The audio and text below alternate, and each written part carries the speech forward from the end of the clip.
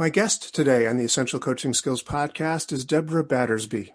Deborah is the creator of the FreedomPoint System of Coaching, a system she developed from a shift of awareness after a quirky car accident a few years ago.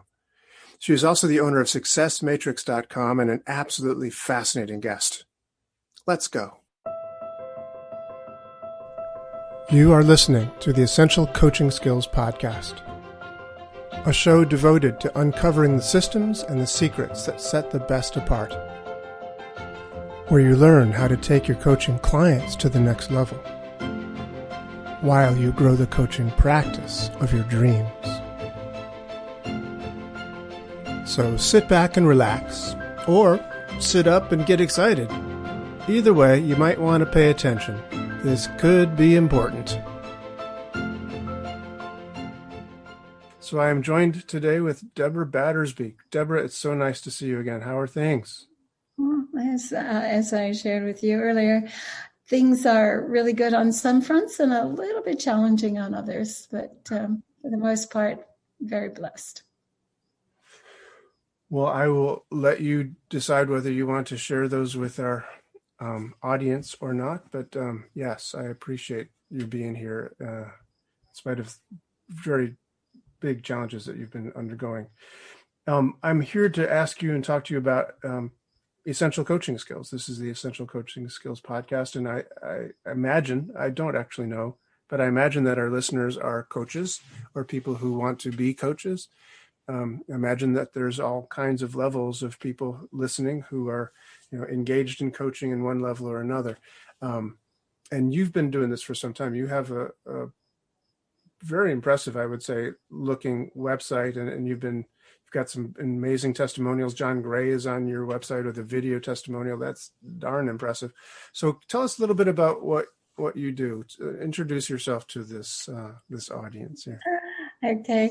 I think the truth is that, Doug, you and I might have something in common. I think I'm a personal development junkie, going back, I confess 40 years in terms of always looking for, how to get myself to the next level. It's what's that insight? What's that understanding? What's that little distinction that's going to help me be more effective at what I do? What's going to allow me to, tap my own potential? And I would say I pursued that for many years with the intention and the application of, my business and my relationships and how I was just meant to show up in the world. And eventually that passion grew into coaching, training, and facilitating, not necessarily because I intended that path. It's one of those things that just unfolded as a result of, a result of doing so many of the things that I did. And I've always found that, when you learn something that works, there's nothing more exhilarating than sharing it with someone who can also use what you've learned. Mm. And, even in my early career as a real estate broker, I was asked to teach and train a lot of, salespeople, to share with them what I did and how I did it. And I didn't think it was all that unusual or spectacular, but I realized that I had a different perspective, mm-hmm. and that if I could share that perspective with people, that they could find ways to see themselves succeeding at that level. And so somehow or other that emerged into coaching. I think my first coaching client, he and I were in a mastermind together. And when our mastermind split up after about 2 years, he asked if I would coach him professionally. So I coached him for a year. And then after that, he asked, would I coach his leadership team in his company. So that evolved into, coaching him, coaching his team, and now serving on the advisory board of his company. So it was, did I plan that? I can't tell you that I did. And so oddly enough, that's how my business has emerged. And I knew about 20 years ago that I had something happened that was pretty freaky. It was a car accident. I had a car accident where my car was kind of hit from the side, the passenger side. And although I didn't break any bones, I didn't go to the hospital or anything like that. A couple hours after the accident, like the right side of my body went into spasm, including my brain. And it subsided, I think, probably within an hour or two. And the next day, I saw things differently. And it's certainly not unusual to think, once you've had an accident, your whole system is on hyper alert. You're hyper vigilant because you've had an impact that is unusual. So your acuity is through the roof, right? But I started noticing that I was driving down the street, that I saw things differently, and that as I saw things that could interact with me, other vehicles, watching the stoplights, watching people off in the distance, watching things, in my peripheral vision, constantly aware of what was behind me, I realized after about 15 minutes of driving that my usual deductive reasoning, like, oh, that could happen if that guy runs the light or if that guy slams on their brakes or things like that, my usual deductive reasoning wasn't happening. There was no thought between the seeing and the knowing of the impact. No thought whatever. And I remember when I got home that day, I was telling my husband about it, and I don't think he really understood it. He just laughed at me and said, honey, that's just defensive driving. And I thought, no, you don't get it. It's more than that. But within a few days of that accident, I found myself at a personal development event where I was, facilitating the experience of a team plus training 5 people that were going through our leadership program. And I realized within the first day that now what I was seeing was emotional patterns. You're seeing emotional patterns. What does that mean? You're seeing emotional patterns? Okay, I'll give you an example. I was sitting next to one of our trainers, and there was an announcement that was going to be made. It was some kind of promotion. And I knew that she had an expectation of what was going to happen. And I saw expectation turn into disappointment, hurt, sadness, anger, and resentment in about, 10 seconds. And it was as if it was unfolding in front of me, that I could see each nuance of that emotional experience, kind of be the catalyst to the next piece. And let me just stop you there, Deb, because I'm still confused, I'm afraid. Just for the record, you and I know each other from an NLP background. We met at Tony Robbins 30 years ago or something, a long time ago. And Tony, I think, was doing NLP certainly when was he still doing already? Yeah. Yeah. He's always, modified elements of it, what he calls his neuroassociative conditioning, but right. Totally. Right.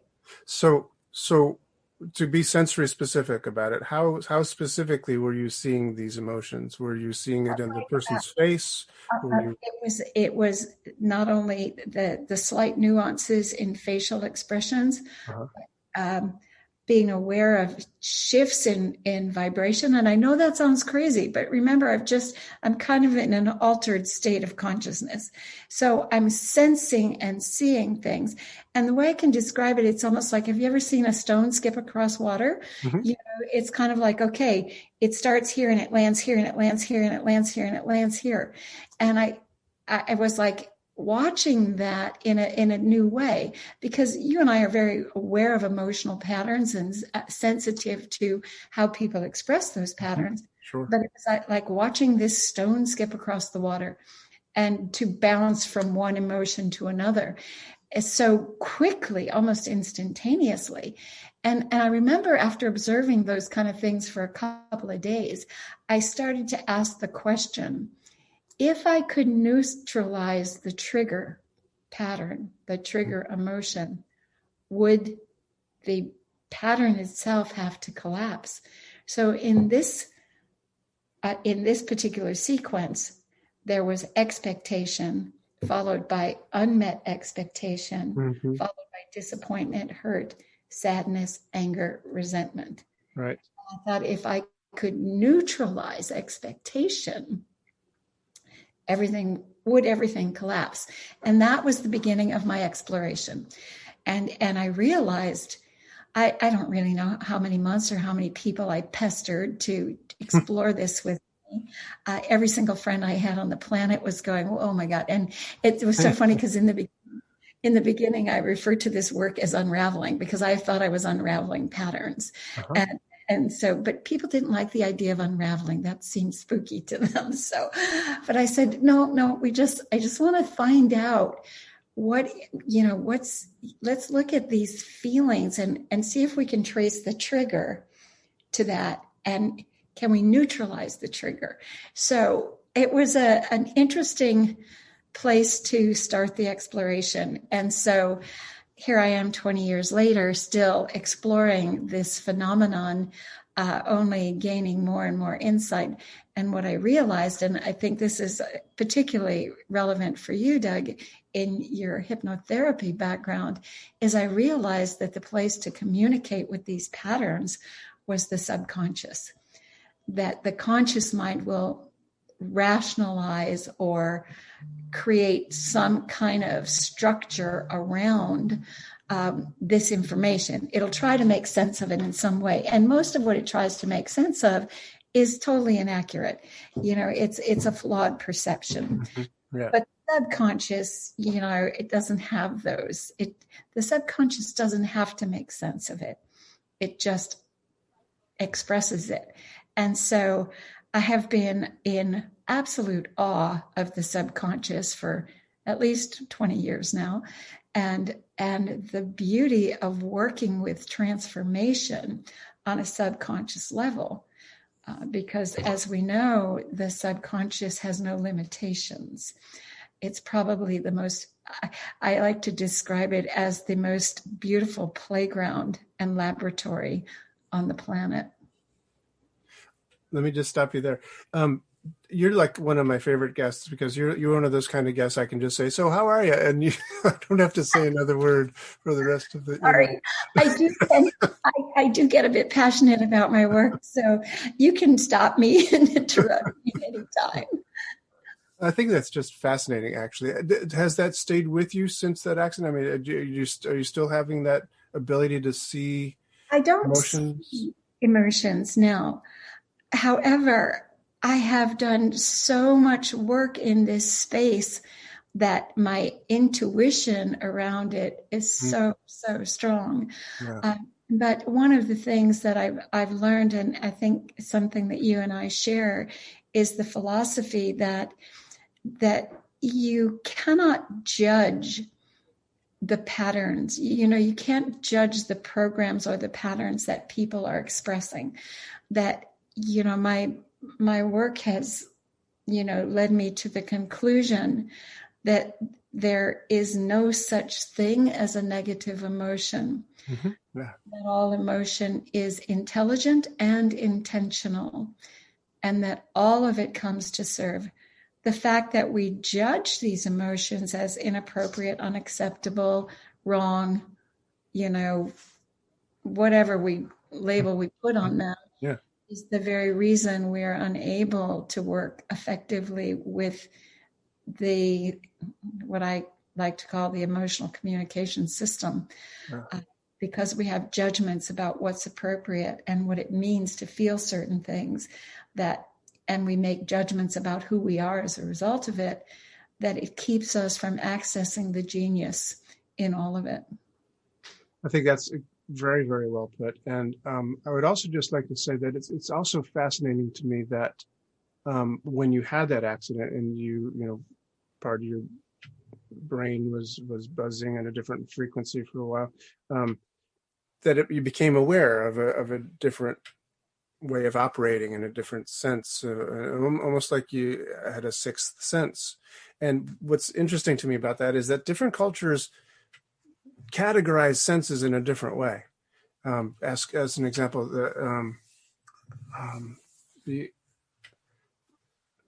Eskimos and people who live way up north, where there's very few features to see differences in things. They don't see in the same way that we do. The space is talked about in a very different way. There are some cultures where there are two senses. There's hearing and sensing, and everything else is, categorized. And intuition. There's a variety of different. There's places that have 7 senses, 8 senses. Depends on the culture that we're in and what you're paying attention to, what you deem to be important, and what is important for survival in your particular environment and the way you've grown up, etc. I'm told from I'm trying to remember the source of where I read this, that I wish I remember, but that we often now have a primarily visual sense. A lot of people, it's a visual. We're looking at each other on a Zoom screen right now. It's a lot of visual things. But life didn't used to be this way. 100, 200 more years ago, it was more of an auditory world. And it's fascinating when people, like, I was listening to David Byrne talk about this boy he met who was blind since birth. And so his auditory sense was just like amazing, and everything was music to this kid. Everything was music to this child. He played like 8 instruments, and when he lived in New Jersey, when his father brought him to or mother brought him to New York for lessons, he'd feel the sub in vibration. By the way, some people categorize vibration as a different sense. It's a sense of vibration.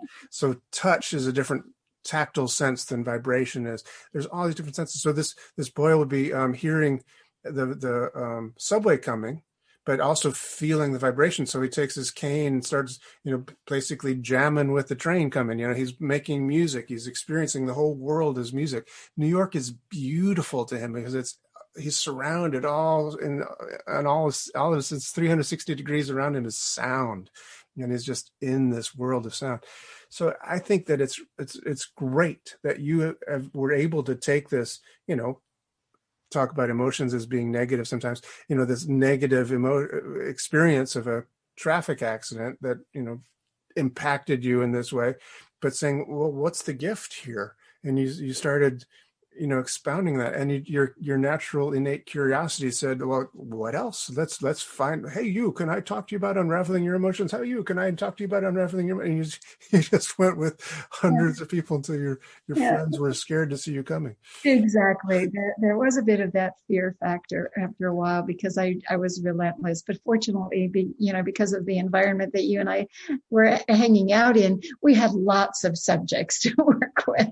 And particularly people who were, committed to personal growth and willing to explore things in a slightly different vein. So, and, it's really funny, I guess, the thing I left out about that car accident was, and it, oddly enough, it was back in the days of, I think, my very first car phone. And you may not, it wasn't a cell phone experience. I had a car phone, and a phone call came in, and it was a call from a spiritual teacher that a friend had connected me with, and we had been playing phone tag multiple times. I think we'd been trying to connect for about 2 months. And so when I answered the phone and she identified herself, I said, oh my God, we've been trying to connect forever. I must be ready now. And in that split second, my car was hit. And, I don't know how you feel about woo-woo kind of things like that, but I've had experiences like that in my life where there's a link to, that just the thought I must be ready now. I believe I've been asking a question for a long time, and that I was ready to get the answer to it. Oh, that's beautiful. So you have created this into a coaching practice. Now, if I recall correctly, and I think I did because I did my homework, Success Matrix is your website. Is that right? Success Matrix is my business. Success Matrix International is my company. The coaching method that I have evolved over the last 20 years is called FreedomPoint. FreedomPoint? FreedomPoint. Okay. It is, and I'll kind of give you a little secret as to how that name emerged. And that is because we're working with the subconscious. The subconscious will never release a pattern until the original intention is preserved. If it came to protect, if it came to motivate, if it came to inspire, and most of the patterns that we deal with that are blocks to our progress, are protection patterns that were put in place, sometime between the age of, birth and 10 years old. And it's amazing how resistant a pattern can be to shift, because in the exploration, of this information, we're always looking for what was the original intention of the pattern, what's all the upside that it has delivered in all of its years of service. And then we get to discuss what's the downside. What is the consequence that was never intended that is starting to compound? Because the downside is almost insignificant until it compounds to the point where the downside becomes greater than the upside. And this is when most of us are frustrated and seeking change. When the downside of any particular pattern or program of behavior has more disadvantages than advantages. But even in those cases, the subconscious will not let go. It will not consider releasing until it is absolutely certain that the intention has been fulfilled. And it's a fascinating conversation with the subconscious. And there are times and so what I've discovered, used to be, the focus was strictly about how do we release the patterns that are blocking our potential. But now it's not just about release, it's about upgrade, it's about partnering, it's about expansion, it's about collaboration. You can integrate resources in the subconscious to amplify their impact. Had a beautiful session with a client the other day where, and it's kind of funny because he's been a client for a long time. And one of the 3 programs that we partnered a couple of years ago was called Critical Thinking, Wise Choices, or Wise Decisions, and Sound Judgment.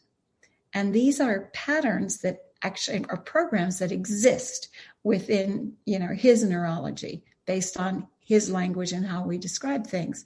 So when we partnered these 3 resources as a team, so they do not work independently, but they work collaboratively at all times, we've grown his business by 25% by accessing these 3 patterns and combining their impact.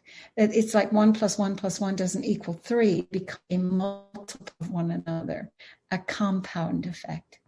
And so this is something, that particularly most of my clients are entrepreneurs.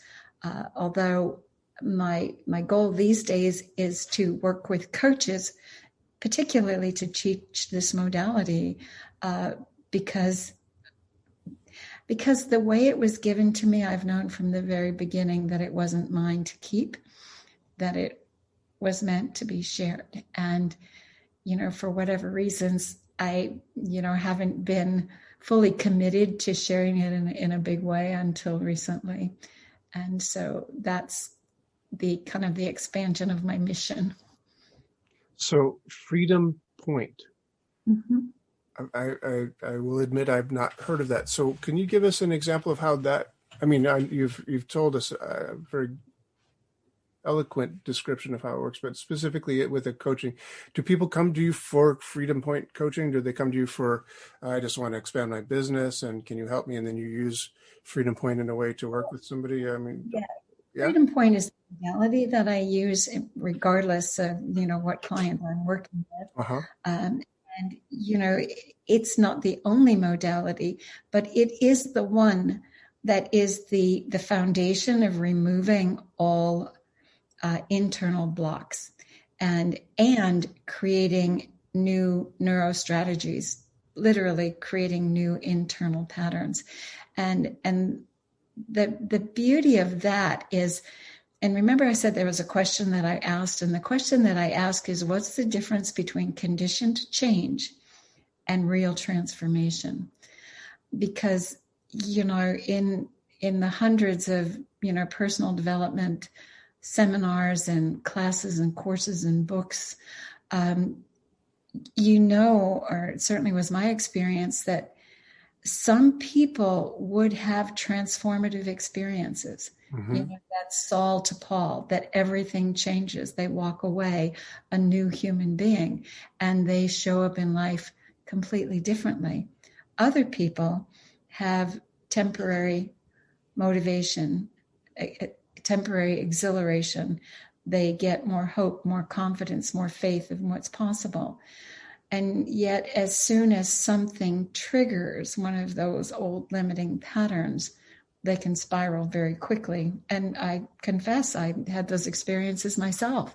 So I wanted to know, how do we create transformation, and how do we deliberately create it rather than just creating experiences and hoping that transformation is the result? And, Doug, you probably know better than anybody, because in hypnotherapy, you really go deep into subconscious patterning, and transformation is part of the result. Would you agree with that? Absolutely. I'm just curious, though, because, the Saul to Paul example, is transformation necessary for everybody who comes into coaching? Maybe they just want to stay Saul, and they don't want to be Paul. They want to stay Saul, and they want to have more passion. Sometimes they want to be a better version of Saul. It's kind of like, maybe, okay, I came in a warrior, I just want to be a better one. Yeah. They can. You can do that. And so, like I said, how do you decide whether the person just needs to be a better version of who they are, or if they need to do the transformation? They decide. You don't decide. Okay. Decide. It's kind of like, in the beginning, and like I said, FreedomPoint. Well, point represents preparation, observation, information, negotiation, and transformation. And so the preparation is preparing yourself and the client. And the preparation is all about, what's stressing you? What do you believe is in the way of your next level? Sometimes they'll say it's self-doubt, second guessing myself, or, maybe it's the fear of playing too big, or maybe it's the fear of being vulnerable or exposed. So you're always looking for what is it they want and what's preventing them from getting there, or at least what's their perception of it. Mm-hmm. Sometimes they'll say it's circumstances. And then the key, when someone says, well, I just went through a divorce. I'm really strapped financially. I don't have certainty about where I'm heading. And I go, okay, these are situations and circumstances. What I want to know is, how do you feel about that? If you feel overwhelmed, if you feel devastated, if you feel confused, if you feel unworthy, if you feel disenchanted, what do you feel? Because the transformation I'm looking for is the transformation of the pattern, not the person. And sometimes that pattern transformation results in a transformation of the person. Sometimes it's very subtle. It's just a transformation of one nuance of their behavioral patterns. And sometimes it's a complete identity transformation. It just depends. And so you asked me before, what's important for coaches to know? Number one, stay out of judgment. It's not your job to judge where people are at. It's your job to be open to whatever challenge they bring to you, and be respectful of their model of the world, their references, their experience, their belief systems, and not impose your own. Mm-hmm. Because, that to me is the kiss of death, that, when you sit in judgment or in some kind of superior position, you are not able to serve your client at the level that you need to or intend to. And, I guess, fundamental to all coaching is remembering that people are not their programs. They are not their patterns.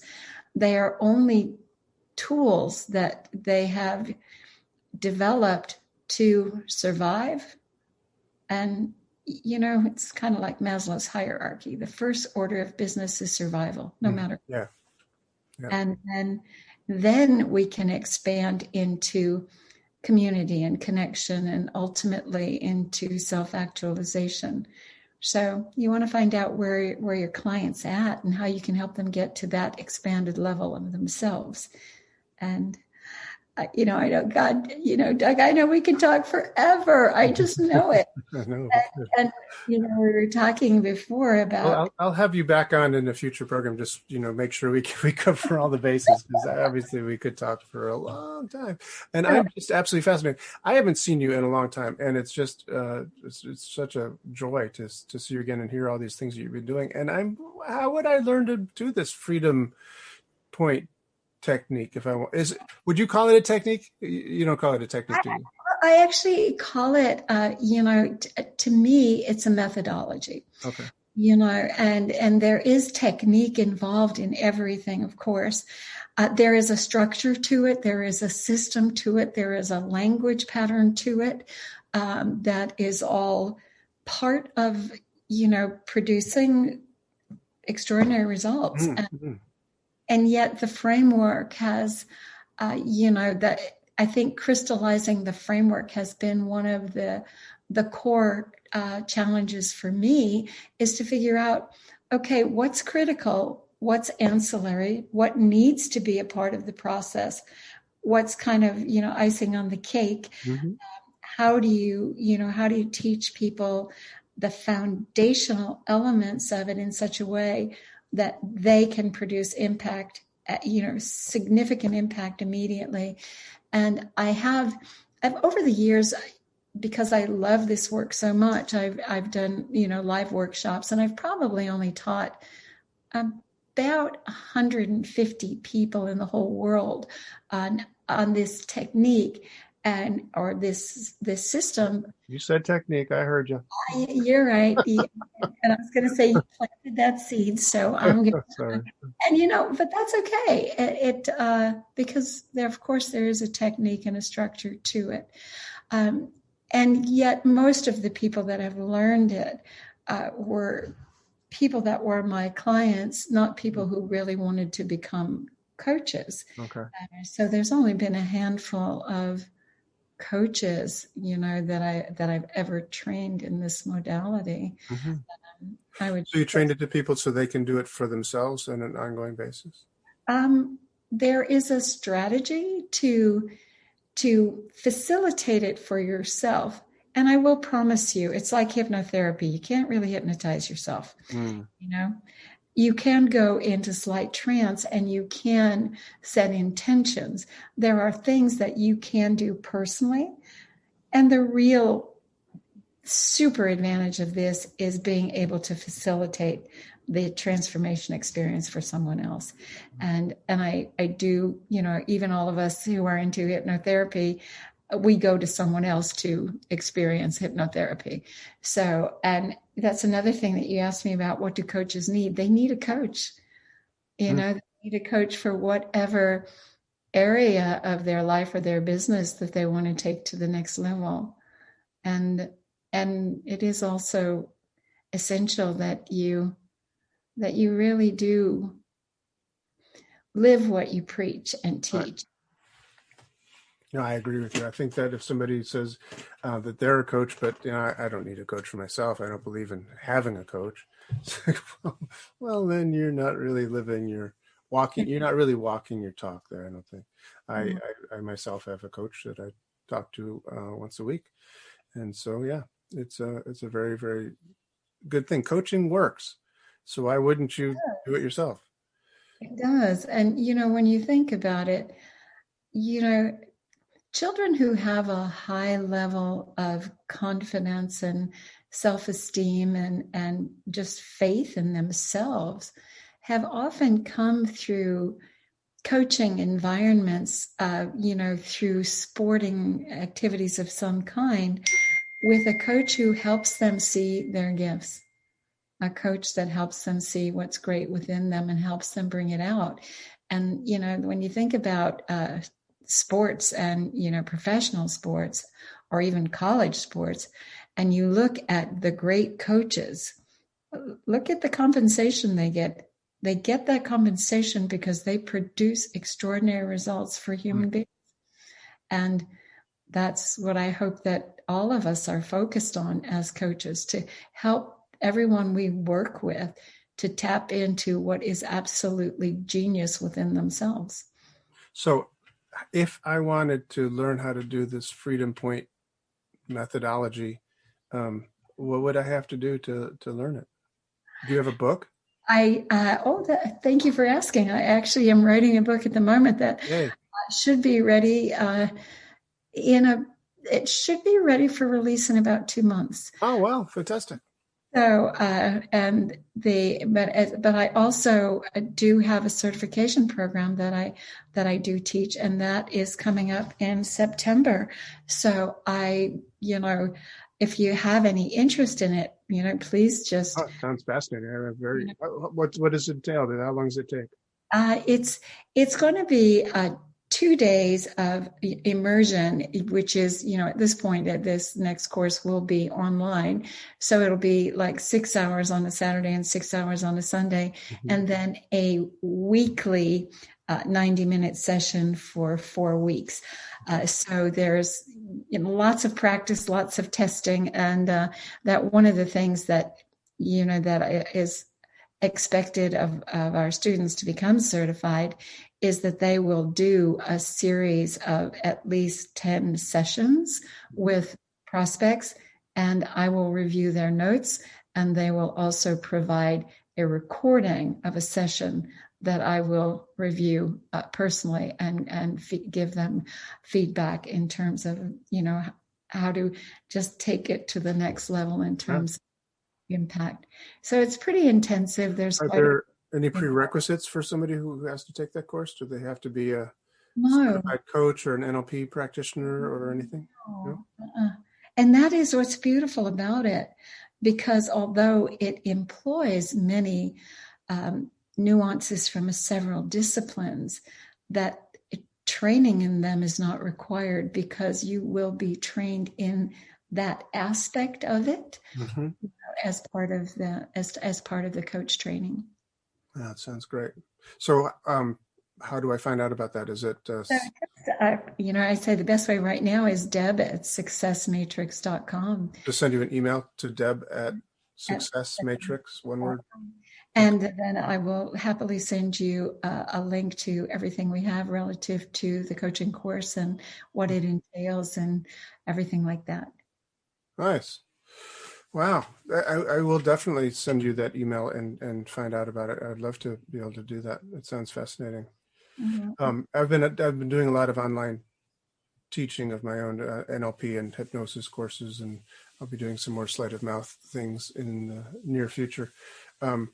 That's great. Yeah, no, it's been, I'm very fortunate to have been able to do what I do, online for this past year or so, from the comfort of my own home. I'm recording this podcast from my bedroom. Most of the training I do out in the living room, but it's all from the house. It's pretty amazing. Thank God for Zoom. Can't imagine what would happen if COVID had come along like 20 years ago, before we had the internet as robustly as we have today. That would have been devastating. Would have been different. Would have been very different. I appreciate that, Doug, and I hope will you also share, with your listeners and with me, how do we find out more about your programs? Because I think one of the things that you asked me about, what's critical for coaches, a growth path. Yeah. You can never get complacent with what you know. There is always additional information available that can challenge what you already know, and yet most of the time, in my experience, it just expands what you know. and just gives you a broader base from which to serve. And so I believe that, not only do you need to walk your talk and be committed to coaching, but it's that the growth path is what got you into coaching to begin with. And it is the path that will continue to grow your coaching practice. Nice. Well, for me, this is the Essential Coaching Skills podcast. So as luck would have it, my website is called theessentialcoachingskills.com. I have other websites as well, ericksonian.com, etc. But I'm just, the idea of transformation intrigues me. And I know a lot of people have done plant medicines. I experimented a lot with those many years ago before they were being done so much, and I was probably doing it a little bit more illegally, but I was in college, so it was okay. But I was doing peyote and various things in a kind of ritualistic way. I got started late. You got started late? Yeah, I didn't do any drugs of any kind until recently. Oh. But I will say that plant medicine intrigues me to no end. But because, like hypnosis and like, FreedomPoint work, it's going deep into the subconscious. And you and I were talking about the book called Stealing Fire, that it really is about, you see, there is a biology and chemistry to flow. And that the conscious mind is typically a block to that because it's always trying to control, organize, and make sense of things. And oftentimes it's trying to override what the subconscious knows already. So, in Stealing Fire, they talk about the runner's high. If you know anybody who is a committed runner, that there is a state of euphoria that they reach that enables them to perform at, uncanny times and distances.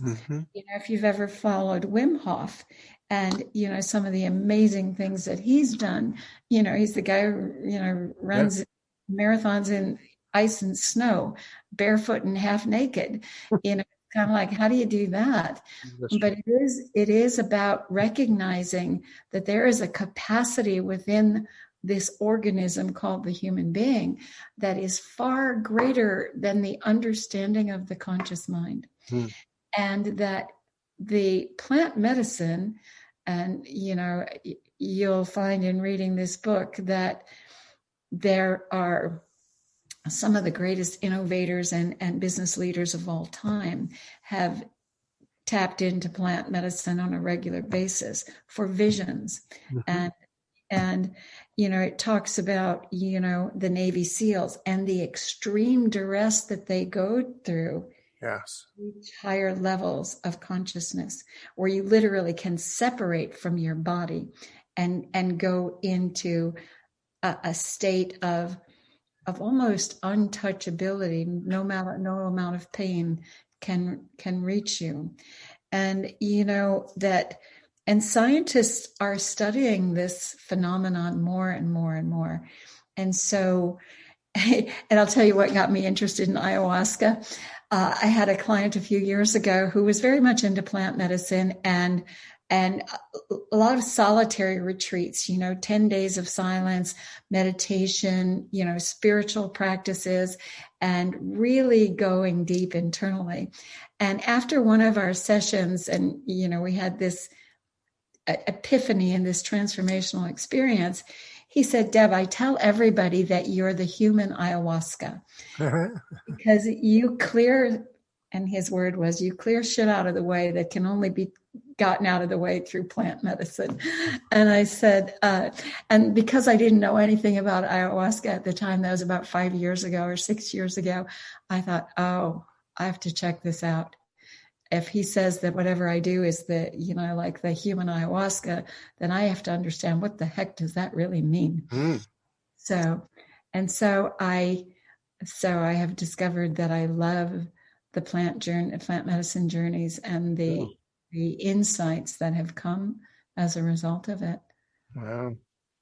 So, wow. So we will ask you more the next time we have you on, because maybe that's a good place to stop, just because we want to hear about your adventures in plant medicines. Will you come back? Can I have you back on the show? oh my God, I would love it, Doug. It is such a delight to reconnect with you and It is.